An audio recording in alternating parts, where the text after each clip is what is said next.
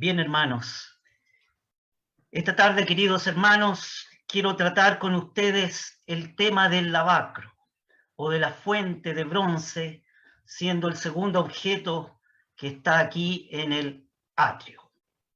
Bien. Tenemos aquí al pueblo de Israel reunidos alrededor del tabernáculo. Dios encerrado en el lugar santísimo detrás del velo y el hombre estaba afuera. El hombre, para poder acercarse a Dios, tenía que traer una ofrenda. No podía pasar de esta puerta si no traía una ofrenda. Ya hemos considerado que los sacerdotes los tenemos consagrados y ya hemos considerado el primer objeto, el altar de bronce, el altar de metal o el altar de holocausto. Nos toca ahora estudiar el segundo objeto, aquel objeto que estaba a la mitad del atrio, a la mitad del patio, antes de entrar al lugar santo en el tabernáculo. Este objeto se llama, sin duda, el lavacro. Este objeto es el lavacro. Entonces, esta tarde, queridos hermanos, quiero tratar con ustedes el tema del lavacro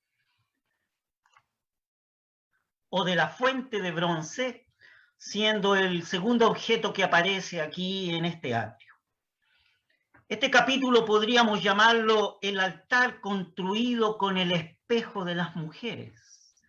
La verdad que este altar de bronce, el cual no se indica, tal como hemos leído en Éxodo 38:8, no se indica la dimensión o el porte que tenía este objeto llamado lavacro. Pero lo que sí nos indica que fue hecho con los espejos de las mujeres. Qué preciosa lección hay aquí en que las mujeres toman parte, tienen parte dentro de la obra del Señor. Y hay lecciones preciosas que se pueden extraer acerca de este objeto. No debemos olvidar, como dijo nuestro hermano Juan, la gran enseñanza que el Señor dejó ilustrada en los evangelios cuando se propuso lavar los pies a sus discípulos. Esta enseñanza es altamente rica y tal como el Señor Jesús dijo en Juan 13:8, lo voy a leer, cuando le habló a Pedro: si no te lavares los pies, no tendrás parte conmigo. Esta es la gran enseñanza que ya la consideramos el miércoles pasado, en que el Señor Jesús estaba pensando no en la salvación de Pedro, sino en la restauración de Pedro y del creyente en Cristo cuando éste ha caído delante del Señor.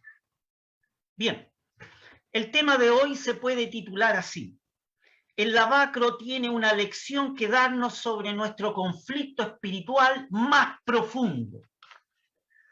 Déjeme decirle, querido hermana, querido hermano, que nuestro conflicto espiritual más profundo es la lucha entre la carne y el Espíritu de Dios que mora en nosotros. Gran parte de los creyentes en Cristo no comprenden sus luchas y sus conflictos porque no entienden lo que la carne es y no entienden lo que la carne produce. Y a esto nos dedicaremos con la ayuda del Señor en el estudio de esta tarde. Primeramente veamos el conflicto espiritual del creyente. En el creyente coexisten dos naturalezas, una naturaleza carnal y una naturaleza espiritual. La caracterización de la naturaleza carnal aparece en el primer libro de la Escritura que hemos leído allí en Génesis 6:3 o 6:5. En Génesis se dice: y dijo Yahvé, no contenderá mi espíritu con el hombre para siempre, porque ciertamente él es carne. ¿Quién hace esta reflexión? Fíjese, querido hermano, querida hermana, que esta reflexión no la hace Moisés. Esta reflexión profunda de quién es el ser, cómo es el ser humano, o qué lo caracteriza, qué es lo que los caracteriza, es Dios. Dios es el que dialoga consigo mismo y declara que el hombre es carne. Y tendríamos que preguntarnos nosotros en esta noche entonces, ¿qué es la carne? ¿A qué se refiere aquí el texto acerca de la carne? ¿A qué se refiere el texto, la palabra de Dios, acerca de este término? Para que no nos quede duda, lo que la carne es en Génesis 6:5 aparece aclarado. Y vio Jehová la maldad de los hombres era mucha sobre la tierra, y todo el designio de los pensamientos del corazón de ellos era de continuo solamente el mal. Este es el primer fundamento de la doctrina bíblica de la preparación, de la depredación total del hombre. Notemos, queridos hermanos, que en este pasaje de Génesis 6, aparecen 4 conceptos absolutos. Y Dios solamente, Él es el que puede usar estas palabras absolutas. Observe lo que el texto dice: mucho, todo, de continuo, solamente. Y vio el Señor que la maldad de los hombres era mucha en la tierra. Y todo designio del pensamiento del corazón de ellos era de continuo solamente el mal. La carne no es el cuerpo humano. La carne es la naturaleza humana caída. Es lo que el hombre ha venido a hacer después del pecado. Entonces, podríamos preguntarnos ahora, ¿qué es la carne?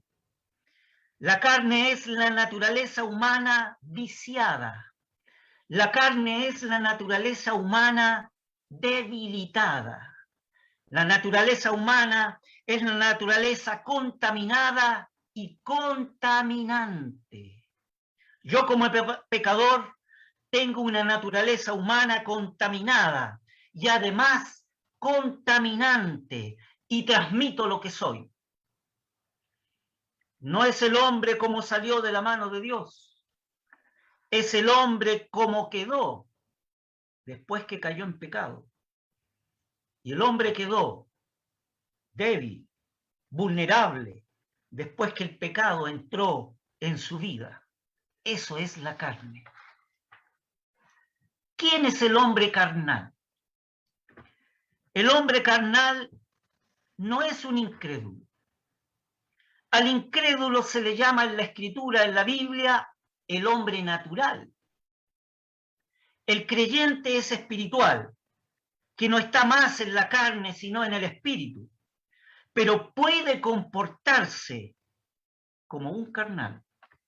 Puede llegar a tener muchos dones y hasta puede ser un hombre activo en la obra y en la iglesia del Señor.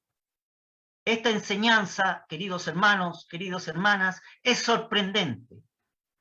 ¿Qué caracteriza a este creyente que actúa como carnal? Este creyente lucha por sí mismo, se gobierna a sí mismo, evidencia esta actitud porque tiene una respuesta para todo, se siente dotado para todo. El creyente carnal emite opinión sobre todo, incluso puede opinar sobre los siervos de Dios.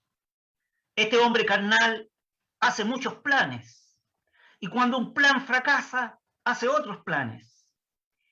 En lugar de volverse al Señor en quebrantamiento, este hombre carnal se vuelve a sus planes, a sus criterios, a sus opiniones.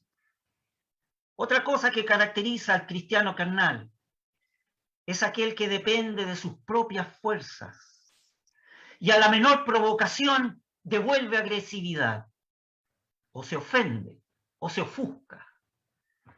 Además, este hombre carnal, este creyente carnal, querrá maniobrar para imponer sus ideas, querrá desplazar a otros y hasta querrá manejar a otros. El cristiano carnal defiende sus propias ideas con tenacidad, con lo cual evidencia que aún no se ha rendido en las manos del Señor. Ahora, queridos hermanos, queridas hermanas, teniendo este cuadro, aún podríamos decir, la carne puede ser refinada, la carne puede ser culta y hasta puede ser religiosa, pero sigue siendo carne. Lo que es nacido de la carne, carne es, dice la Escritura. Es decir, la carne no se convierte cuando el hombre se convierte. La carne no progresa. Mi carne nunca pasa a ser un ser espiritual. Nunca se transforma la carne en espíritu.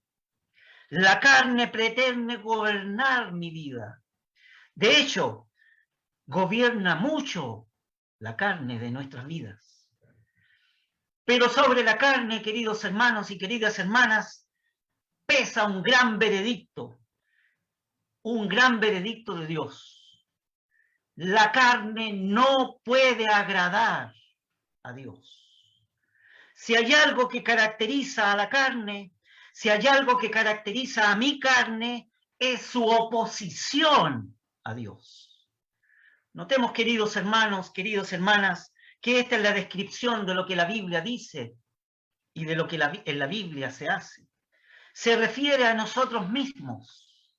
¿Quién de nosotros no se siente fotografiado ante esta descripción? La carne es incorregible. La carne es irredimible. La Escritura enseña que lo único que Dios puede hacer con la carne es llevarla a la cruz. No hay otra salida. Veamos una ilustración entonces aquí en la Escritura, tal como aparece en 1 Samuel capítulo 15, la elección de Amelec. Allí en el primer libro de Samuel, tal como hemos leído, o lo ha leído nuestro querido y apreciado hermano en la introducción, leemos que Saúl va a pelear con Amelec. La lección del pasaje es fundamental. Porque Amelec es una figura de la carne. Es el primer enemigo que aparece cuando el pueblo de Dios entra en el desierto. Saúl recibe la orden del profeta de destruir todo. Pero el pueblo y el mismo Saúl deciden tan solo destruir, entre comillas, lo que estiman vil, cierro comillas, o lo que estiman ellos despreciable, y reservar algunas cosas. Reservar lo que a su juicio es lo mejor, para sacrificarlo a Yahvé o a Jehová. La respuesta de Samuel es categórica. La respuesta de Samuel cita así: el obedecer es mejor que los sacrificios, y el prestar atención es mucho mejor que la grasa de los carneros. Yo entiendo que aquí lo que se quiere decir es que prestar atención cuando Dios ha hablado, eso es mejor que la grasa de los carneros.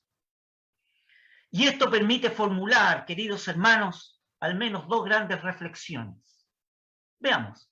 La primera reflexión es que no solamente las cosas groseras y visibles son expresión de carnalidad, también son carnales o expresiones de carnalidad ciertas actitudes más refinadas que nosotros nos parecen buenas. También lo mejor, lo que a Saúl y el pueblo, junto a Saúl, le parecían lo mejor, también eso tiene que ser mortificado, porque también eso es carne. El creyente tiene que hacer su descubrimiento propio en su corazón, tiene que hacer un tremendo descubrimiento. Yo tengo que hacer un tremendo descubrimiento en mi corazón. ¿Por qué? Porque todo lo que surge de mi naturaleza es carnal. Este descubrimiento, queridos hermanos, es tremendo. Y viene seguramente después de la conversión, que implica que toda nuestra naturaleza es malvada. Hay una segunda lección. La carne es peligrosa porque la carne induce al pecado. La carne nunca es tan peligrosa cuando yo pretendo servir a Dios. Y este es el caso de Saúl. Él pretendió servir a Dios con los holocaustos. Pretendió servir a Dios, pero pretende desobedecer según él, para servir a Dios. Y la carne nunca es tan peligrosa. Mi carne es peligrosa cuando pretende servir a Dios a nuestra manera o a mi manera. Sí, queridos hermanos, la revelación que las Escrituras hacen de la carne es tremenda. La enseñanza del lavacro, de este objeto que vamos a considerar en esta noche, aquí no tiene dimensiones en la Escritura. La importancia de este objeto es posiblemente era pequeño, pero es muy importante. La carne abarca la totalidad del hombre creyente. La universalidad del hombre abarca en toda su actividad y la carne se introduce incluso en el servicio a Dios. La carne siempre se opone al Espíritu del Señor. No se detiene ni aún ante la obra de Dios. La carne es muy sutil y puede inspirar una actividad aparente y elevada. Y a Saúl le parecía que procediendo según su propio criterio, él podía servir a Dios. Pero Dios enseña que todo servicio en la carne es rechazado. Sí, queridos hermanos, queridas hermanas, la carne ha hecho y sigue haciendo mucho daño a la obra de Dios. Se requiere que reconozcamos que el creyente gobernado por la carne, aunque tenga muchos dones, no sabe pensar espiritualmente. Saúl es un ejemplo de esto. ¿Dónde está el secreto de este conflicto? El secreto consiste en comprender, en entender, cuando se plantea el conflicto entre las dos naturalezas del creyente. Preste atención, querido hermano, preste atención, querida hermana, porque esta es una enseñanza clave de la palabra de Dios. En el mundo actual, los políticos y estadistas abogan por la existencia pacífica de las naciones con muy diferentes sistemas políticos y sociales. No hay duda que este criterio de la coexistencia debe ser apoyado en el ámbito de las relaciones internacionales. La coexistencia pacífica es necesaria entre las naciones. Pero en el ámbito espiritual del creyente en Cristo, en que vive todo creyente, en sus conflictos, la situación es totalmente opuesta. Las dos naturalezas que subsisten en el creyente no pueden coexistir pacíficamente. La carne lucha contra el espíritu. Estos, el espíritu y la carne, se oponen entre sí. La cuestión reside en que comprendamos que cuando surge este conflicto de la carne y el espíritu, el conflicto se plantea concretamente porque cuando cedemos a una de estas dos naturalezas, la otra naturaleza reacciona. Pongamos un ejemplo.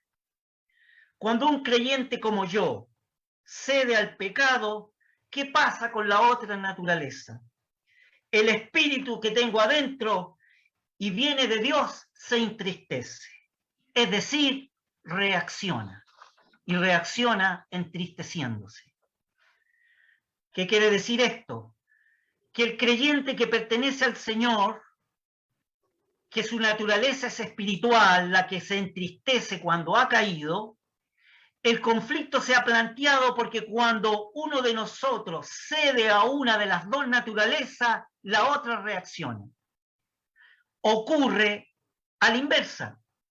Cuando el cristiano rechaza el pecado y cede a la naturaleza espiritual, la carne reacciona. ¿Y cómo reacciona la carne? La carne propone otra solución. La carne siempre propone soluciones más rápidas, aparentemente más oportunas, que no me obligan a dejar el pecado y que sobre todo no me obligan a esperar en Dios. Sí, querido hermana, querido hermano, su carne, si me deja así decirlo, con todo respeto hacia usted, su carne hace lo mismo. La vida cristiana es concebida en la Escritura como una lucha, porque si cedemos a una naturaleza, la otra reacciona. Si cedemos al Espíritu Santo, la carne reacciona. Si cedemos a la carne, el Espíritu que mora en nosotros reacciona. ¿Dónde está el punto definitivo de este conflicto? El punto del conflicto consiste en reconocer que tenemos dos naturalezas, pero una de ellas, la Biblia nos enseña que tiene que ser mortificada. El punto del conflicto es el que lo que define todo consiste en entender en que todo creyente tiene dos naturalezas, pero puede ser siervo tan solo de una sola. Usted, querido hermano, querida hermana, tiene dos naturalezas y puede ser siervo solamente de una. La naturaleza carnal o la naturaleza espiritual. Determinan dos maneras de hacer las cosas y de dos maneras de buscar las cosas. Hay una manera para encarar la vida en el servicio de Dios y puede ser carnal. Pero hay otra manera de encarar la vida espiritual que consiste en depender del Espíritu de Dios. Yo conozco por experiencia propia mis dos naturalezas. Conozco ambas, pero las obras de una de ellas tiene que ser mortificada. Cada creyente tiene que encarar definitivamente el problema de su propia naturaleza pecaminosa que aún reside en él. Hemos leído en Romanos 6, no reine pues el pecado que mora en vuestro cuerpo mortal. Esto está en Romanos 6:12. El creyente puede lamentablemente caer en pecado, de eso no hay duda, pero no podrá vivir indefinidamente en el pecado sin sentir en su interior un amargo reproche.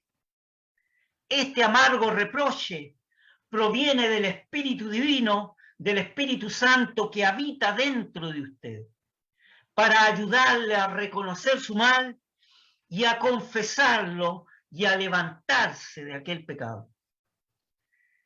El avance espiritual de muchos años puede perderse en pocos minutos si a la carne le permitimos gobernar otra vez en nuestra vida. El cristiano no está más en el reino del pecado y no debe sentirse súbdito a este reino. Esta es la verdad hacia la cual el Espíritu Santo le da de orientar, querido hermano, querida hermana, en medio de sus caídas. Notemos lo que dice el apóstol Pablo en Romanos 6:12. No reine pues el pecado en vuestro cuerpo mortal. Pablo no dice que en el creyente no hay pecado. Lo que dice es que en el creyente el pecado no debe reinar. El pecado aparece en este contexto de Romanos 6 como personificado. Se presenta en Romanos 5 y en Romanos 6 como un rey que gobierna. Todos los hombres en el mundo gastan la sustancia de sus vidas en obrar las obras de la carne. El pecado es una ley en sus miembros. El hombre del mundo no sabe ni puede hacer otra cosa más que obedecer a esta ley y a este amo que reina en sus miembros y reina sobre todos aquellos que no conocen al Señor. Pero la exhortación de la Escritura es sorprendente. ¿Por qué? Demanda que el creyente en Cristo constituya la excepción a la regla universal de sometimiento. No reine, pues, el pecado en vuestro cuerpo mortal. Notemos cómo Pablo formula la exhortación. No reine, pues, el pecado. Usted ha de saber, querido hermano, querida hermana, que ninguna palabra de Dios está de más. No hay ninguna palabra que sobre en la Escritura. El vocablo, pues, refiere el pensamiento a lo que el apóstol ha enseñado anteriormente con respecto a la unión del creyente con Cristo. Porque está unido a Cristo. La Biblia exhorta al cristiano a dejar de obedecer lo que es a una ley natural. La Biblia le exhorta a usted, querido hermano, querido hermano, porque usted está unido a Cristo, ya que deje de obedecer a lo que es una ley natural. Natural en el sentido que es una ley propia del hombre caído. Y esto es por la razón de que algo sobrenatural ha ocurrido en usted. Y este algo sobrenatural es lo que el creyente ha sido plantado junto con Cristo en su muerte y en su resurrección. Los exégetas dicen que el texto original es enfático, lo cual se puede entender así. No permitáis de ningún modo que el pecado reine. No permita usted que el pecado reine en su vida de ninguna manera. La voluntad del creyente vivificada por el Espíritu es llamada a tomar un papel decisivo. El creyente ha muerto al pecado con Cristo y por el poder glorioso del Padre ha sido trasladado a otro reino, el reino de su amado Hijo, reino que no es de este mundo.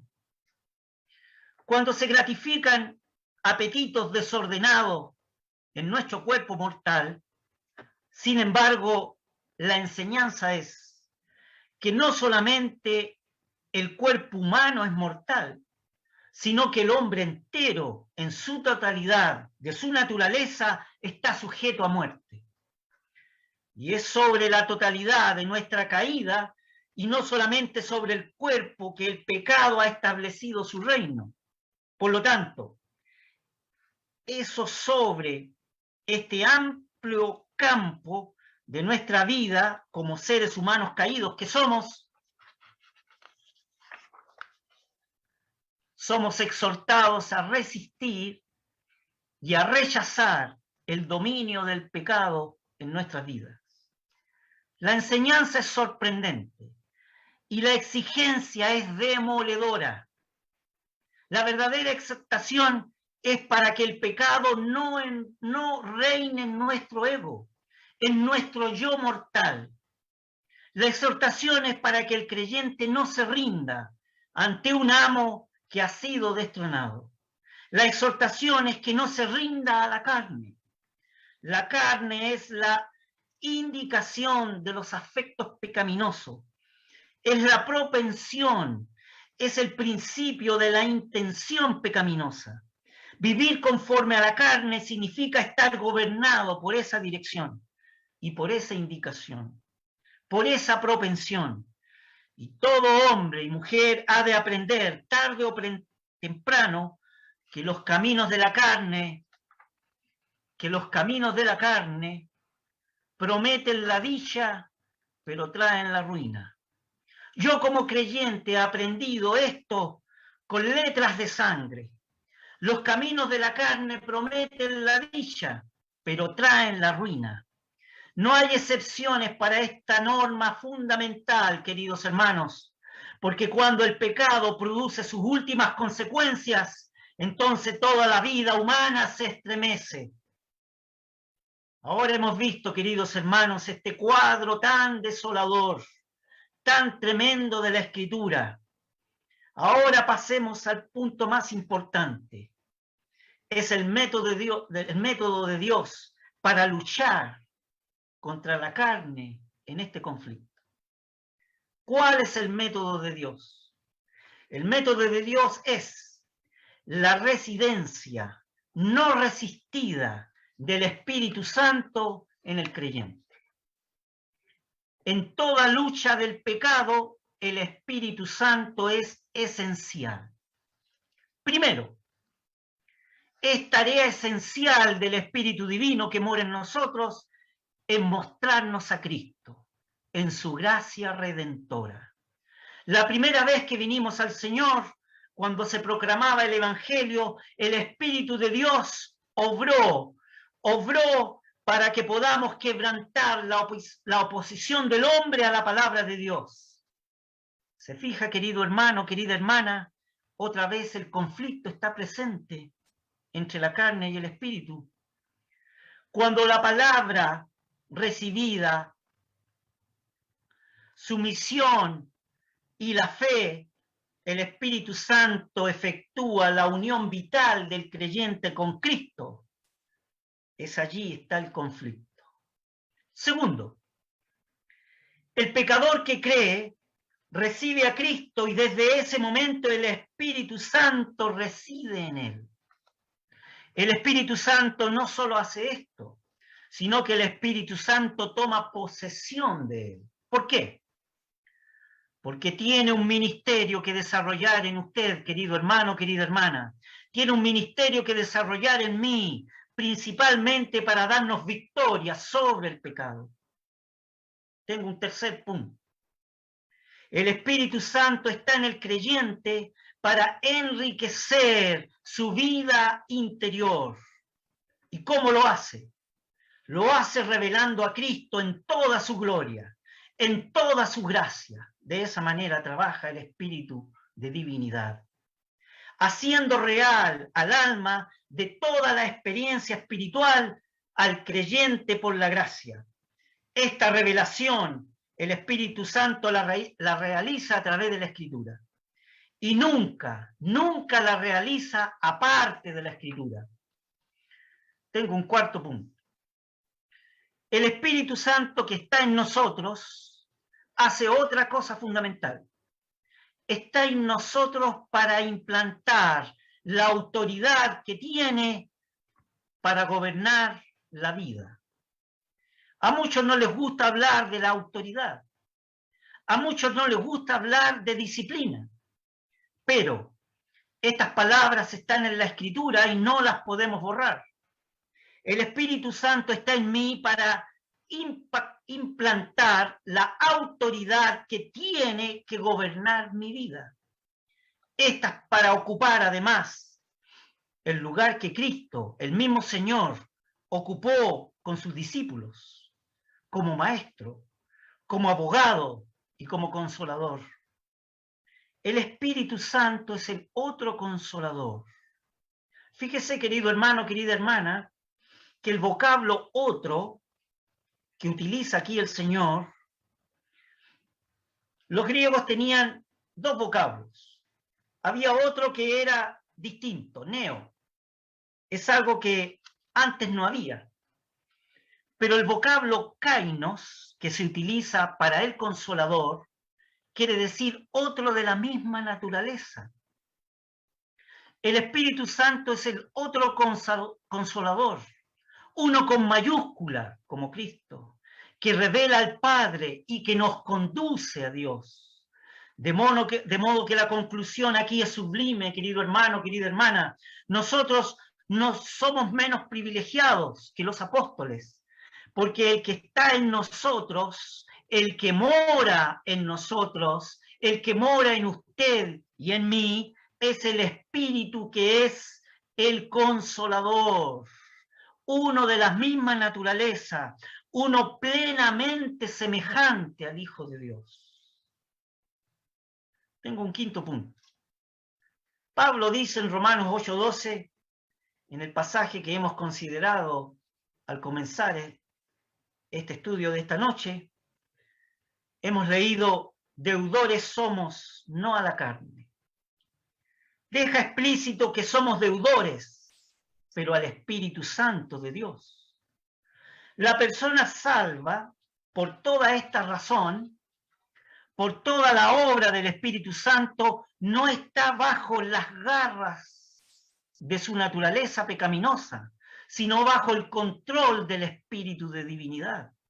Pero, es un pero muy grande el que hay aquí, el creyente está en control efectivo en la medida que se someta a Él, que se someta al Espíritu Santo, al Señor, a este Espíritu de divinidad. El concepto fundamental entonces es el siguiente: es dejar de ser deudor a la carne. Implica para nosotros un cambio profundo con respecto a la energía que mueve y que orienta todas nuestras decisiones. Dejar ser deudor a la carne implica un cambio profundo en mi ser, un cambio profundo con respecto a la energía que mueve y que orienta todas mis decisiones. ¿Por qué? Porque dejar de ser deudor a la carne significa pasar de la suficiencia propia a la dependencia del Señor. Pablo destaca en Romanos 8, desde el texto 11 al 13, léalo usted después, querido hermano, como hemos leído, que tener la mente dominada por la carne es directamente una hostilidad contra Dios. Pero el que pertenece a Cristo no está bajo la obligación de obedecer a la carne. No es fatal que tenga que obedecer a la carne, sino por la residencia no resistida del Espíritu de Dios, el creyente puede mortificar el pecado que mora en él. No se coloca el creyente bajo el control de su mente carnal, sino que se somete al control del Espíritu de Dios. La enseñanza bíblica entonces es que el creyente tiene que cultivar una actitud de rechazo al pecado.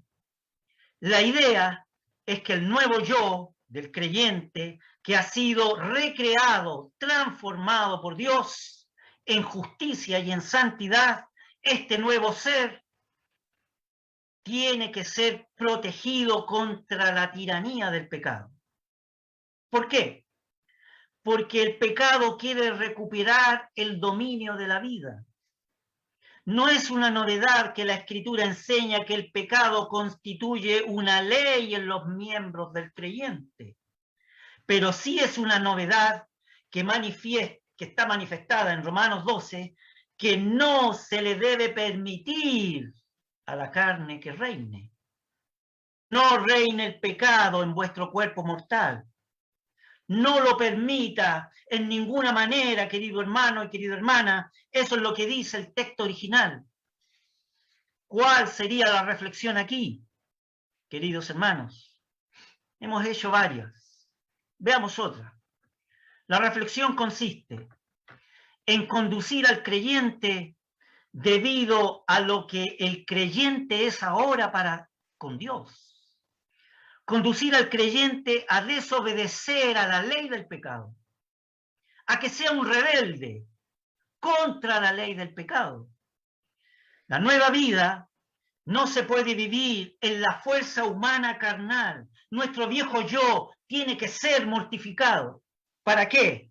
Para que la vida de Jesús, del Cristo, se manifieste a través de este nuevo hombre que Dios ha hecho nuevo y que Dios ha implantado. Reina Dios, dice un himno en una de las reuniones que yo tuve con mis hermanos en Cristo, y cantaban alegremente: reina Dios, reina Dios, reina Dios. Y yo me preguntaba en mi corazón, si los hermanos que cantaban este precioso himno Reina Dios sabían lo que estaban cantando. El viejo yo tiene que ser mortificado para que la vida de Cristo se manifieste a través del nuevo hombre que Dios ha implantado por medio de la obra del Señor Jesús y el sello del Espíritu de divinidad que mora en él. Yo tengo para mí que si mi carne está en la cruz, Cristo reina. Si mi carne está en la cruz, Cristo reina. Si mi carne no está en la cruz, el que reina soy yo. Si queremos conocer la plena vida de Dios, no hay duda, querido hermano, no hay duda, querida hermana. ¿Cuál es el mensaje de la Biblia? La Biblia no vacila en afirmar para esto que todos tenemos que sacrificar algo. Tenemos que sacrificar nuestra dependencia de la carne, es decir, nuestra dependencia de nosotros mismos. Tenemos que reconocer que no somos deudores a la carne, sino somos deudores a Dios. Dios me salva de la carne, pero en ninguna parte de la Escritura dice que salva a mi carne. La obra de la cruz glorifica a Dios. Dios ha descendido a nuestra fragilidad, pero no para tolerarla indefinidamente, sino para destruirla. La Escritura, querido hermano, querida hermana, subraya que no hay otra manera de mortificar el pecado que mediante la residencia no resistida del Espíritu Santo dentro del creyente. Esta residencia del Espíritu Divino en el cristiano es presentada en la Escritura como una nueva fuente de energía espiritual y está disponible al creyente que quiera obedecer. La única manera de no actuar bajo el dominio del pecado consiste en vivir circunstancias y cada momento bajo el control del Espíritu de divinidad. Cualquiera que sea la situación, cualquiera que sea la crisis que usted esté atravesando, querido hermano, querida hermana, en esta noche, la alternativa única que tiene es apelar a Dios Todopoderoso. Vivir cada circunstancia y cada momento bajo el control del Espíritu de Dios. Siempre es válido el principio de que la vida espiritual pasa por la muerte de la vieja naturaleza, pecaminosa. Recordemos que muchos cristianos no pasan más allá. Recordemos que mucho pueblo de Dios no pasa más allá del altar del holocausto. No pasan más allá de este altar. Sus vidas cristianas solo consideran al Señor Jesús como su Salvador y nunca pasan más allá del altar de bronce. Y no se dan cuenta que el altar es apenas, este altar de bronce y del holocausto es apenas el comienzo de una nueva vida. El altar es el fin de esta vida vieja y es el comienzo de una vida enriquecida que Dios quiere dar a todo hijo suyo. Para que haga una vida espiritual, tiene que haber una muerte a todo lo que procede de la carne. Si por el Espíritu hacéis morir las obras de la carne, viviréis. Pocas cosas muestra tanto nuestra carnalidad como la tenacidad con que dependemos y queremos imponer nuestras propias ideas. Y pocas cosas muestran tanto nuestra carnalidad como la ligereza con que rechazamos las ideas ajenas. Aunque de labios confesamos una entrega total a Dios y al Señor, si actuamos así, si maniobramos para afirmar nuestro propio criterio y para imponer nuestros propios juicios, estamos evidenciando en la práctica aquella misma naturaleza no mortificada, que es una naturaleza que no conoce a Dios. El creyente carnal evidencia en su proceder, en su carácter, los mismos rasgos que caracterizan a un hombre natural. Es decir, su ceguera, su confianza en sí mismo, su afirmación de su personalidad caída. Ese es el reflejo de un hombre natural no convertido al Señor. Y este es el reflejo de un hombre carnal que no se ha rendido en las manos del Señor. Refleja su ceguera espiritual, refleja su confianza en sí mismo y su afirmación de su propia personalidad caída delante del Señor.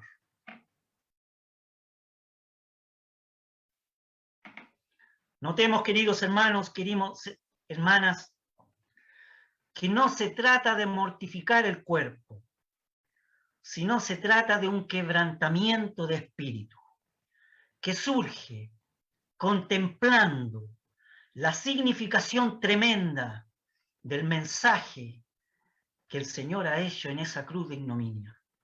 Sí, la carne se niega a morir. La carne siempre quiere surgir, siempre querrá levantarse para apoyar, para oponerse a Dios. Siempre la carne reclamará el derecho de opinar y de juzgar. Y el Espíritu Santo nunca apela, nunca echará mano, por así decirlo, a nuestra vieja naturaleza. El problema es que nosotros apelamos a esta vieja naturaleza. La carne induce al creyente a la afirmación de sí mismo, de sus opiniones y de sus conceptos y preceptos. Pero esto es totalmente opuesto a la mente de Cristo. El Espíritu Santo está deseando producir en cada creyente, querido hermana, querido hermano, una experiencia de vida nueva. Y esto es en todo creyente. Se contrista el espíritu de divinidad, se entristece cuando la naturaleza pecaminosa sutilmente comienza a gobernar nuestras vidas. Y vuelve el Espíritu Santo para poder velar y para que el cristiano mantenga una actitud de confianza y una actitud de dependencia hacia Él. Y el Espíritu Santo produzca esta vida nueva que cambia al hombre, que cambia a la mujer. Esta enseñanza, querido hermano, hermana, es terminante. Se nos recuerda primero que de la carne no podemos esperar nada. Si vivir conforme a la carne significa morir. Si vivís conforme a la carne, dice la Escritura, moriréis. Y se nos enseña después que a la carne no le debemos nada. Por tanto, cuando pagamos algún tributo a la carne, estamos abriendo alguna puerta siniestra que no traerá más que fracaso y corrupción en nuestras vidas. Toda apelación a nuestra sabiduría personal, toda apelación a las reservas del Espíritu Divino que no tenemos, constituyen una puerta de entrada al dominio de la carne en la experiencia diaria. Pero déjeme decirle, querido hermana, querido hermano, que hay un objetivo supremo para la vida.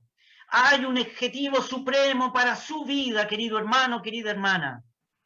Y esta es la enseñanza que tenemos en esta noche, en este objeto que aquí se llama el lavacro.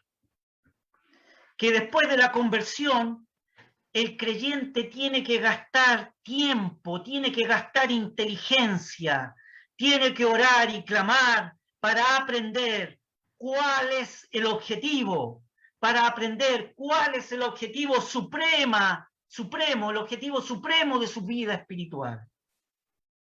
No es ninguna exageración decir que cada vez que el creyente realiza un servicio para el Señor o emprende un servicio para el Señor, debe buscar la comunión del Señor y tiene que clamar por limpieza. Esta parte de la enseñanza es la que hubiéramos tenido que dar si hubiésemos mirado en detalle Juan capítulo 13. Fíjese que los sacerdotes arónicos tenían que lavarse cada vez que se acercaban al santuario y al altar. Visto desde aquí, tenían que lavarse las manos y los pies antes de acercarse al lugar santo. Antes de tener que ellos ir al lugar santo, antes de acercarse desde el altar de bronce al lugar santo y entrar velo adentro, tenían que pasar por este objeto que es el lavacro. Tenían que pasar ahí y poder apreciar este altar y tenían que lavarse las manos y tenían que lavarse los pies. Tenían estrictamente prohibido, bajo pena de muerte, entrar al santuario, al lugar santo,